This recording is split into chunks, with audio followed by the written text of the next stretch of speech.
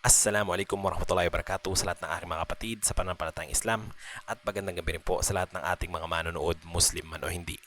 Ngayon po ay day 36 at welcome sa ating araw-araw na pagbasa ng banal na Quran sa wikang Filipino. I-click nyo lamang po ang aking profile para sa mga naunang part ng ating pagbabasa. Hinikayat ko po kayo makibasa at magdilig kasama ko sa mga salita ni Allah na gabay para sa katauhan. Pagpapatuloy po natin ito kung saan po tayo nagtapos kagabi. A'udhu billahi minasyaitanirrajim. Bismillahirrahmanirrahim. O aking nasyon, pumasok kayo sa banal na lupain na itinalaga ni Allah sa inyo at huwag kayong umatras sa inyong likuran at maging mga talunan. Sinabi nila, O Moises, tunay na nasa loob nito ang mga taong malalakas at hindi kami papasok dito hanggang sa sila ay umalis mula roon. Kapag sila ay umalis na, ay tunay na papasok kami.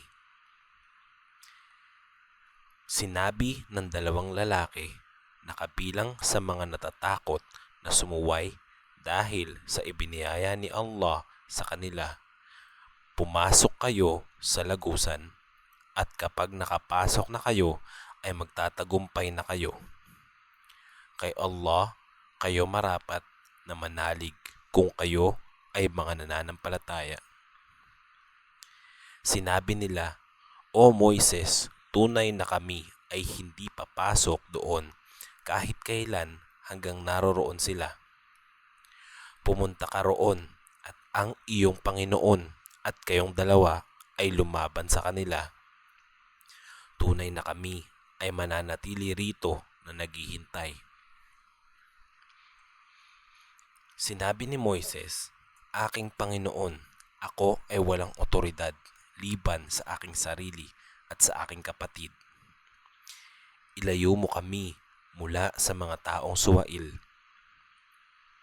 Sinabi ni Allah, tunay na ang pagpasok dito ay ipagbabawal sa kanila ng 40 taon. Sila ay magpapagala-gala sa lupa. Kaya huwag mong ikalungkot ang mga taong suwail.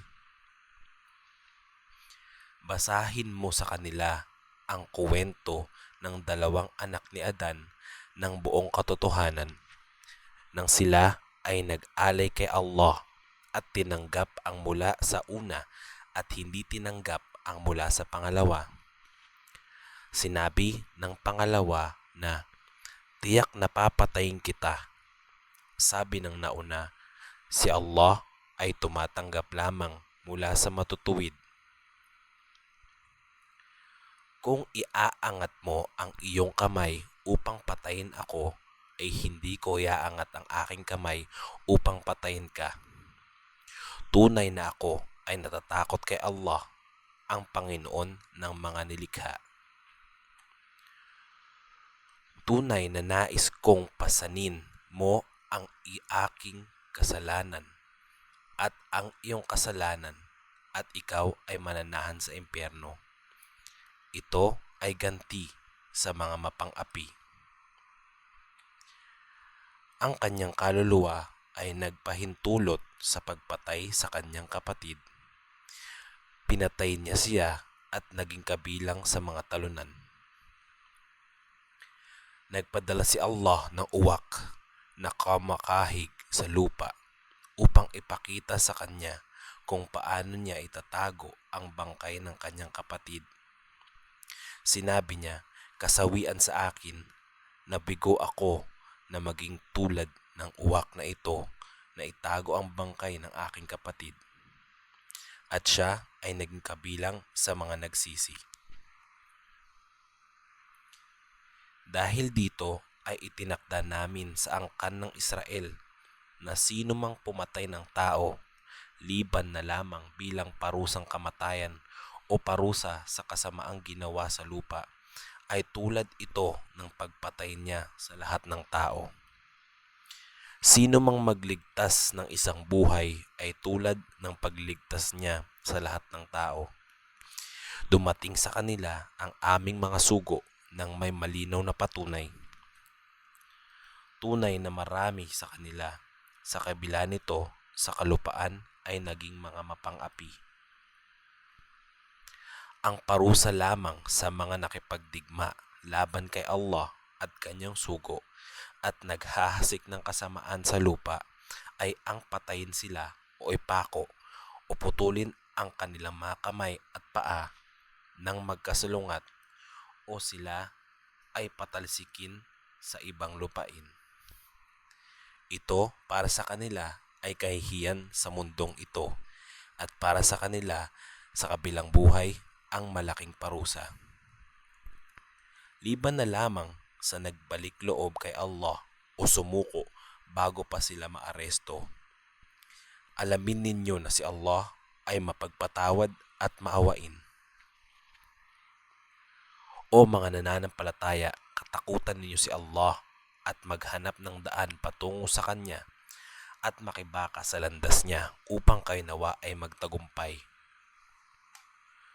Tunay na yaong mga hindi nananampalataya, kung pag-aari nila ang anumang nasa lupa, lahat-lahat, at isa pang tulad nito upang ipangtubos sa kanilang mga sarili mula sa parusa sa araw ng paghuhukom, ay hindi ito tatanggapin mula sa kanila.